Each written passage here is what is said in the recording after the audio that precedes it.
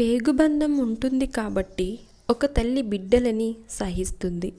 కానీ ఏ బంధం లేకున్నా సరే మీకోసం మరో అమ్మలా మారి సహించేది ఒక భార్య మాత్రమే.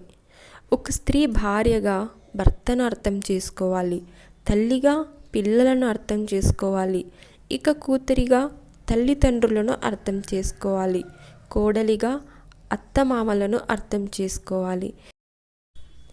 ఎన్నో విధాలుగా అందరినీ అర్థం చేసుకునే స్త్రీకి కూడా ఒక మనసు ఉంటుంది కదా.